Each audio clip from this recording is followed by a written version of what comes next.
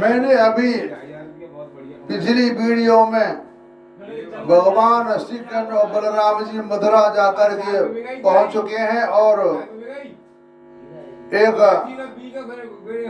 बहुत बड़ा हाथी था जो बलंकारी था, उसका उन्होंने काम तमाम कर दिया है। अब दंगल में भगवान जा पहुंचे हैं रंगशाला में, वहां पर भगवान का दंगल होगा और कंस का उद्धार भी होगा। ये मैं आपको सच्चे में कहानी सुना रहा हूं। तो सुखदेव जी कहते हैं कि परीक्षित, भगवान श्री कृष्ण ने चाणूर आदि के वध का निश्चित संकल्प कर लिया, जोड़ बध दिए जाने पर श्री कृष्ण चाणूर से और बलराम जी से मुष्टिका को जा मिले।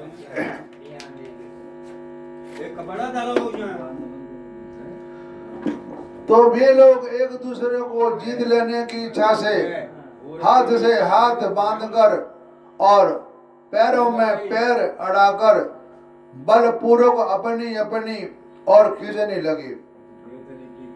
वे पंजों से पंजे, घुटनों से घुटने और माथे से माथा और छाती से छाती भिड़ाकर एक दूसरे पर चोट करने लगे।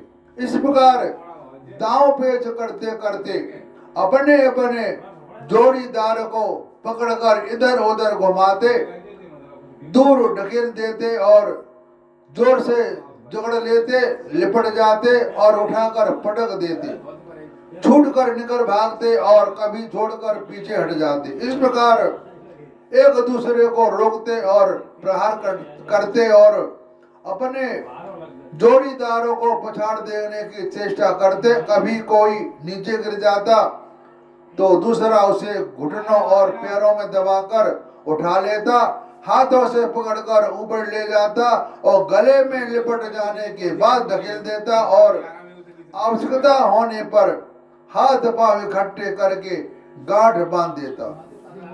तो परीक्षित, इस दंगल को देखने के लिए नगर की बहुत सी महिला भी आई हुई थी। उन्होंने जब देखा कि बड़े बड़े पहलवानों के साथ ये छोटे छोटे बलहीन बालक लड़ाए जा रहे हैं, तब वे अलग अलग टोलियां बनाकर कामनावश आपस में बातचीत करने लगी कि यहाँ राजा कंस के सभासद बड़ा अन्याय और अधर्म कर रहे हैं। कितने खेद की बात है कि राजा के सामने ही ये बलि पहलवान और निर्बल बालकों के युद्ध का अनुमोदन करते हैं। यानी उस समय इनकी उम्र भगवानी करीब 10 वर्ष की थी। तो वे नारियां कह रही थी कि देखो इस राजा की चाल, कहाँ ये बालक और कहाँ बड़े बड़े ये पहलवान, इनसे इनकी कुश्ती करा रहे हैं। तो यहाँ राजा कंस के सभासद बड़ा अन्याय और अधर्म कर रहे हैं। कितनी खेद की बात है कि राजा के सामने ही ये बलि पहलवान और निर्बल बालकों के युद्ध का अनुमोदन करते हैं। बहन देखो तो इन पहलवानों का एक एक अंग वज्र के समान कठोर है। ये देखने में बड़े भारी पर्वत से मालूम होते हैं, परंतु श्री कृष्ण और बलराम अभी जवान भी नहीं है, इनकी किशोरावस्था है, इनका एक एक अंग अत्यंत सुकुमार है। कहाँ ये और कहाँ वे। जितने लोग यहाँ इकट्ठे हुए हैं देख रहे हैं, उन्हें अवश्य धर्म उल्लंघन का पाप लगेगा। अब हमें भी यहाँ से चल देना चाहिए। जहाँ अधर्म की प्रधानता हो वहाँ कभी नहीं रहे, शास्त्र का नियम है। जहाँ अधर्म की बातें हो रही हो तो भला आदमी हो तो वहां से उठ करके चला जाए। देखो शास्त्र कहता है कि बुद्धिमान पुरुष को सभासदों के दोषों को जानते हुए सभा में जाना ठीक नहीं, क्योंकि वहां जाकर उन अवगुणों को कहना चुप रहना अथवा मैं नहीं रहना ऐसा कह देना है। ये तीनों बातें मनुष्य को दोषवाणी बनाती है। देखो तो श्री कृष्ण शत्रु के चारों ओर पैतरा बदल रहे हैं, उनके मुख पर पसीने की बूंदें ठीक वैसे ही शोभा पा रही हैं जैसे कमल कोष पर जल की बूंदें। तो क्या तुम नहीं देख रहे हो बलरामी का मुख मुष्टि के प्रति क्रोध के कारण कुछ कुछ लाल लोचनों के युक्त हो रहा है। फिर भी हास्य का अनिरुद्ध आवेगा। कितना सुंदर लग रहा है। मोड़ा काम ना करता भक्त शिरोमणि जिस समय पूर्ववासियों ने स्त्रियां इस प्रकार बातें कर रही थी, उसी समय योगेश्वर भगवान कृष्ण के मन ही मन शत्रु को मार डालने का निश्चय किया है। स्त्रियों की ये बातें माता पिता देवी की वसुदेव भी सुन रहे हैं। अगर आप ये बातें बंद कर दें तो बहुत आपकी भारी कृपा होगी। तो उनमें हृदय में बड़ी जलन बड़ी पीड़ा होने की लगी, क्योंकि वे अपने पुत्रों के बलवीर को नहीं जानते। भगवान श्री कृष्ण और उनका बढ़ने वाला चाणूर दोनों ही भिन्न भिन्न प्रकार के दांव पेच का प्रयोग करते हुए परस्पर जिस प्रकार लड़ रहे थे, वैसे ही बलराम जी और मुष्ट का भी भिड़क हुए थे। तो भगवान एक अंग प्रत्यंग वज्र से कठोर हो रहे थे। उनकी रगड़ से चाणूर की रग रग ढीली पड़ गई। बार बार उसे ऐसा मालूम हो रहा था कि मानो उनके शरीर के सारे बंधन टूट गए। उसे बड़ी गिरानी बड़ी व्यथा हुई। उनकी सारी नसें टूट चुकी थी। अब तक अत्यंत क्रोधित होकर बाज की तरह झपटा और दोनों हाथों से घोंसे बांधकर उसने भगवान को श्री कृष्ण की छाती पर प्रहार किया, परंतु उसके प्रहार से भगवान तनिक भी विचलित नहीं हुए। जैसे फूल के गजरे के समान मार से गजराज उन्होंने चाणूर की देनी दोनों भुजाएं पकड़ ली और अंतरिक्ष में बड़े वेग से कई बार घुमाकर धरती पर दे मारा। तो परीक्षित चाणूर के प्राण तो घुमाने के समान ही निकल गए थे। उसी की वेशभूषा अस्त व्यस्त हो गई, केश और मालाएं बिखर गईं। वहाँ इंद्रध्वज इंद्र की पूजा के लिए खड़े किए गए बड़े झंडे के समान गिर पड़ा। इसी प्रकार मुष्टिकान से पहले बलराम जी को एक घूसा मारा। इस पर बलराम जी ने उसे बड़े जोर से एक तमाचा जड़ दिया। तमाचा लगने से वह कांप उठा और आंधी से उड़े हुए वृक्ष के समान अत्यंत व्यथित और अत्यंत प्राणहीन होकर खून उगलता हुआ पृथ्वी पर गिर पड़ा। हे राजन, इसके बाद योद्धाओं में श्रेष्ठ भगवान बलराम जी ने अपने सामने ही आते कूट नामक पहलवान को खेल खेल में ही बाएं हाथ से घूंसे से अपेक्षा पूर्वक मार डाला। वे घूंसे मारते थे और भगवान एक तमंचा मार करके उसका काम तमाम कर देते थे। उसी समय भगवान श्री कृष्ण ने पैर की ठोकर से सल का सिर धड़ से अलग कर दिया और तोसल को तिनके की तरह चीर कर दो टुकड़े कर दिए। इस प्रकार दोनों धाराशायी हो गए। जब चाणूर, मुष्टिक, कूट, सल और तोसल ये पांचों पहलवान मर चुके, तब जो बच रहे थे वे अपने प्राण बचाने के लिए वहां से भाग खड़े हुए। उनके भाग जाने पर भगवान श्री कृष्ण और बलराम जी के अपने समय वयस्क ग्वाल वालों को खींच खींच कर उनके साथ भिड़ने लगे और नाच नाच कर भेरी ध्वनि के साथ अपने नुपुरों को झनकार से मिलकर मल कीड़ा कुश्ती के खेल करने लगे। तो भगवान श्री कृष्ण और बलराम जी इस अद्भुत को लीला को देखकर सभी दर्शकों को बड़ा आनंद हुआ। श्रेष्ठ ब्राह्मण और साधु पुरुष धन्य है इस प्रकार कहकर प्रशंसा करने लगे। परंतु कंस को इससे बड़ा दुख हुआ। वह और भी चिढ़ गया। जब उसके प्रधान पहलवान मार डाले गए और बचे हुए सब के सब भाग गए, तब भोजराज कंस ने अपने बाजे गाजे बंद करा दिए और अपने सेवकों की यह आज्ञा दी और वसुदेव के इन दुष्ट चरित लड़ने को नगर से बाहर निकाल दिया।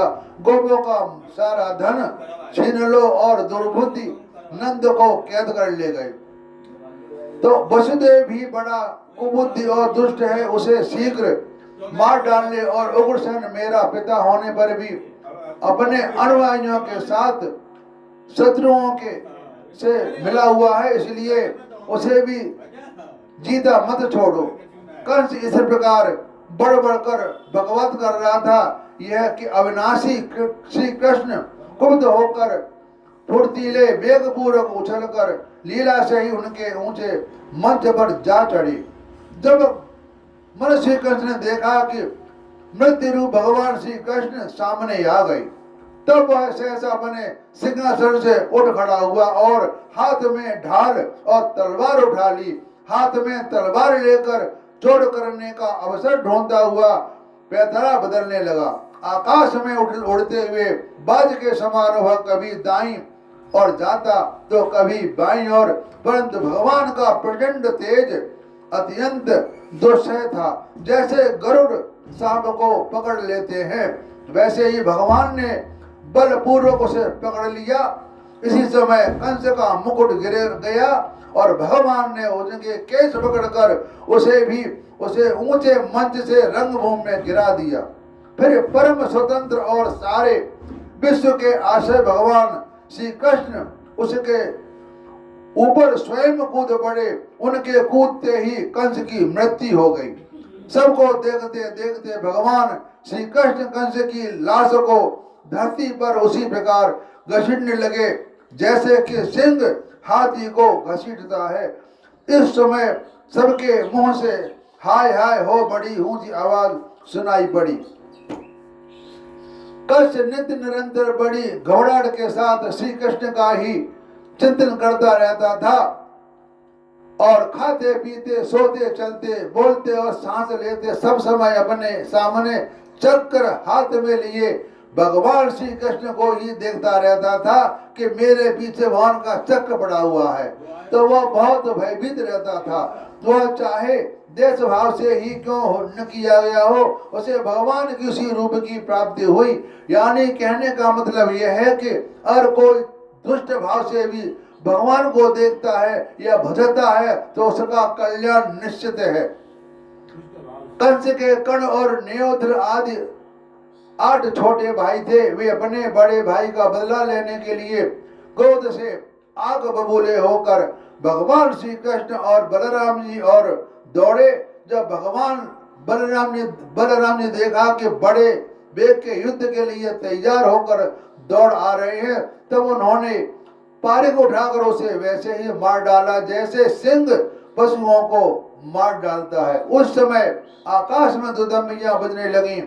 भगवान के विभूति स्वरूप ब्रह्मा शंकर आदि देवता बड़े आनंद से पुष्पों की वर्षा करते हुए उनकी स्तुति करने लगे। अप्सराएं नाचने लगी। महाराज कंस और उसके भाइयों की स्त्रियां अपने आत्मीय स्वजनों की मृत्यु के अत्यंत दुखित हुई। वे अपने सिर पीटती हुई आंखों में आंसू भरे वहां आई और वीरशैया पर सोए हुए अपने पतियों से लिपट कर वे शोकाग्रस्त हो गई और बार बार आंसू बहाती हुई ऊंचे स्वर से विलाप करने लगी, हे नाथ, हे स्वामी, आप कहाँ चले गए? आज हमारे घर उजड़ गए, हमारी संतान अनाथ हो गई। पुरुषश्रेष्ठ, इस पुरी के आप ही स्वामी थे। आपके बिहर से इसके उत्सव ही भांति विधवा होकर शोभायमान हो गए। स्वामी, आपने निर्बराध प्राणियों के साथ घोर द्रोह किया, अन्याय किया था, इसी से आपकी यह गति हुई। सच है, जगत के जीवों से द्रोह करता है वह उनका अहित करता है, ऐसा कौन पुरुष शांति पा सकता है? ये भगवान श्री कृष्ण जगत के समस्त प्राणियों की उत्पत्ति और प्रलय के आधार हैं। यही रक्षक है। जो इनका बुरा चाहता है, इनका तिरस्कार होता है, वह कभी सुखी नहीं हो सकता। तो सुखदेव जी कहते हैं कि परीक्षित, भगवान श्री कृष्ण ही सारे संसार के जीवन दाता है और उन्होंने रानियों को ढांढस बंधाया और सांत्वना दी। फिर लोक रीति के अनुसार मरने वालों का जैसा क्रियाक्रम होता है वैसा सब कराया। देखो भगवान की माया। जब औरत हो चाहे आदमी हो, जब वो अपना शरीर छोड़ देता है, फिर इसको कहते भैया इसको यहाँ से ले जाओ, नहीं ये भूत बन जाएगा, इसको यहाँ से ले जा करके चिता में शांति कर दो। तो जीते जी का नाता है, मरने के बाद कोई घर में उसको नहीं रखता, भैया इसको यहाँ से ले जाओ। तो यह शरीर का संबंध होता है, आत्मा का आत्मा से कोई संबंध नहीं होता है। शरीर को नहीं चाहता, आत्मा आत्मा को एक बात होती है। तो इसके बाद श्री कृष्ण और बलराम जी ने जेल में जाकर अपने माता पिता को बंधन से छुड़ाया और सिर से स्पर्श करके अपने चरणों की, उनके चरणों की वंदना की। किंतु अपने पुत्रों के प्रणाम करने पर भी देवकी और वसुदेव ने उन्हें जगदीश्वर समझकर अपने हृदय में नहीं लगाया। उन्हें शंका हो गई कि हम जगदीश्वर के पुत्र कैसे समझें। तो अपनी वाणी को मैं विराम देता हूँ, इसके बाद आगे कथा इसके बाद बताई जाएगी। हरिओम तत्सत।